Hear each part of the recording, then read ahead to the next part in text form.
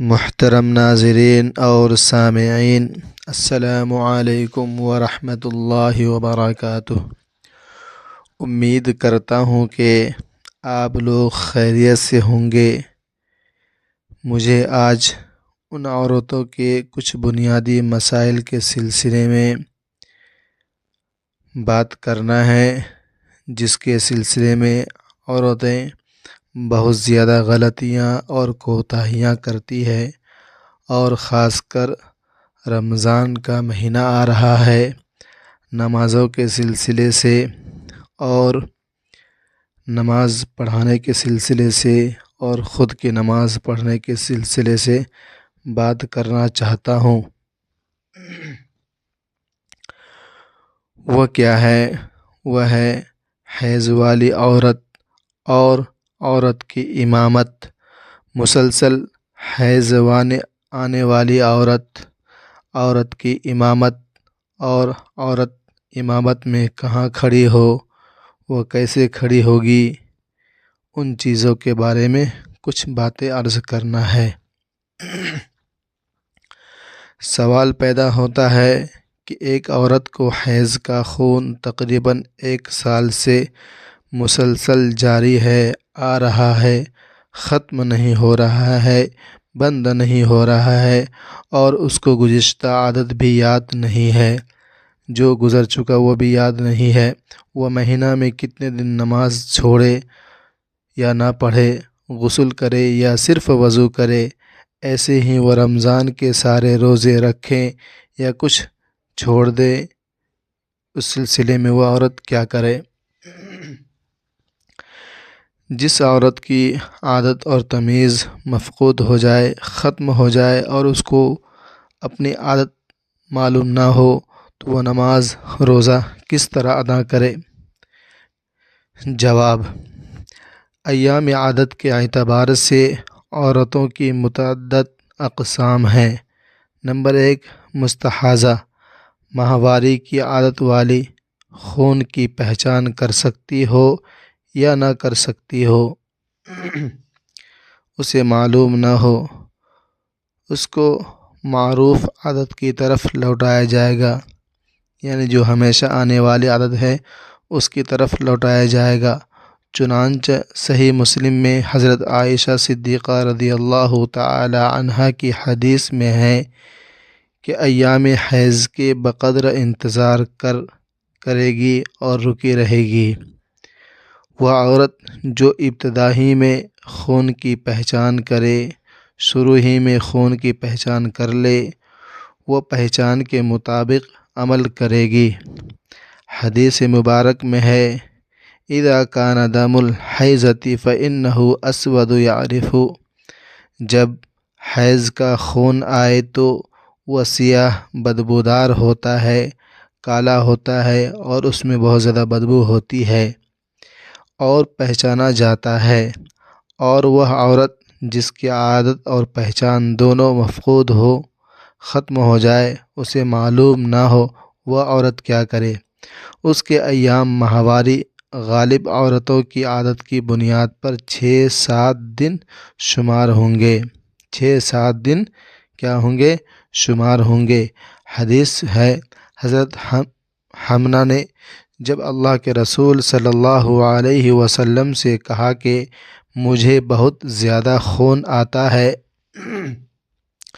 تو آپ صلی اللہ علیہ وسلم نے فرمایا، تو اپنے آپ کو 6-7 دن تک حائض سمجھ، پھر غسل کر، اور جب تو اپنے آپ کو پاک صاف سمجھ لے تو 23 یا 24 دن روزہ بھی کرو، نماز بھی ادا کر سکتی ہو، تجھے یہ کافی ہے، تم پڑھ سکتی ہو۔ اور جس طرح حیض و طہر کے اوقات میں کرتی ہیں، تو ہر ماہ اسی طرح کیا کر ہر ماہ اسی طرح روزہ اور نماز پڑھا کرو۔ امسکی قدر ما کانت تجسکی حیضتک، ایام حیض کے بقدر انتظار کر۔ مسئولہ عورت کا تعلق چونکہ تیسری قسم سے ہے، لہٰذا یہ عورت ہر ماہ 6 یا 7 دن نماز چھوڑ کر غسل کے بعد نماز پڑھنی شروع کر دیا کرے، اور جن دنوں میں نماز چھوڑنے کی ان میں روزہ بھی نہ رکھے گی، کیونکہ یہ دن حیض کے شمار ہوں گے۔ سوال پیدا ہوتا ہے، کیا عورت نماز تراویح پڑھا سکتی ہے یا نماز میں تراویح میں امامت کر سکتی ہے یا نہیں کر سکتی ہے؟ جواز کی صورت میں کہاں کھڑی ہوگی، کیسے کھڑی ہوگی اور وہ کس جگہ کھڑی ہوگی؟ جواب ہے سنن ابو داود میں ہے کہ نبی اکرم صلی اللہ علیہ وسلم نے ام ورقہ بنت عبداللہ بن الحارث کو حکم دیا تھا، فرمایا تھا کہ انت اہل دارہا، یعنی اپنے گھر والوں کی امامت کرائے۔ اس حدیث سے ثابت ہوا کہ عورتوں کی امامت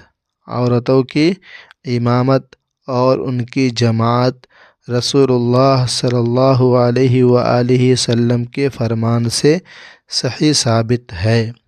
حضرت عائشہ صدیقہ رضی اللہ تعالی عنہا اور ام سلمہ رضی اللہ تعالی عنہا نے عورتوں کی امامت فرض اور تراویح میں کرائی تھی۔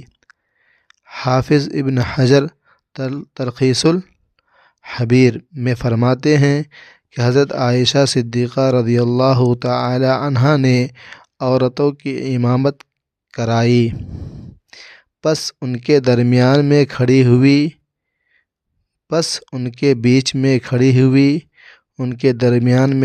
ہوئی، رواہ عبد الرازق۔ ان کے طریق سے دارقطنی اور بیہقی میں ابو حازم عن لا یئت الحنفیتی، حضرت عائشہ صدیقہ رضی اللہ تعالی عنہا سے منقول ہے، روایت ہے، مروی ہے کہ انہوں نے فرض نماز میں عورتوں کی امامت کرائی اور وہ ان کے درمیان تھی، بیچ میں کھڑی تھی۔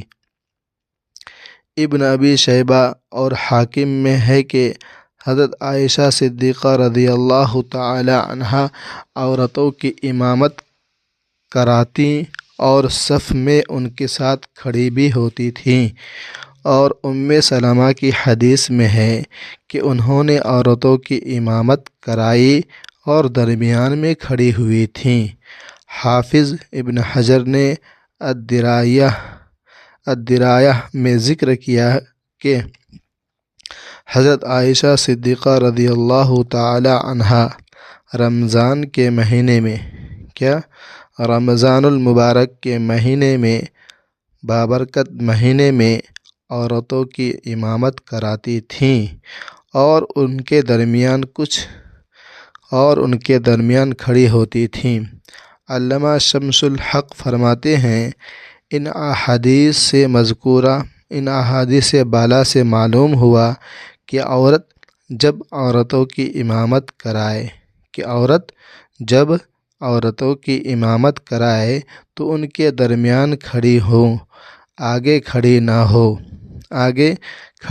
ہو، اور سبل السلام میں ہے کہ یہ حدیث اس امر کی دلیل ہے، اس حکم کی دلیل ہے کہ عورت کا اپنے گھر والوں کی امامت کرنا درست ہے، ثابت ہے، صحیح ہے، اگرچہ ان میں آدمی ہو یا نہ ہو۔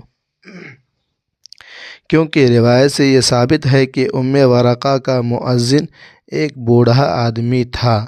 ظاہر یہ ہے کہ ام ورقہ اس کی اور اپنے غلام اور لونڈی سب کی امام تھی۔ ابو ثور مزنی اور طبری کے نزدیک عورت کی امامت درست ہے، ٹھیک ہے، صحیح ہے، جائز ہے، البتہ جمہور اس کے مخالف ہیں۔ ان دلائل سے معلوم ہوا کہ عورت کو فرض نماز کے علاوہ تراویح اور نوافل میں بھی امامت درمیان میں کھڑے ہو کر کرانی چاہیے۔ واللہ اعلم بالصواب۔ اللہ تبارک و تعالی ہم سب کو اس پر عمل کرنے کی توفیق عطا فرمائے، اور دعا کرے کہ اللہ تعالی ہم سب کو ایمان پر خاتمہ نصیب فرمائے۔ السلام علیکم ورحمۃ اللہ وبرکاتہ۔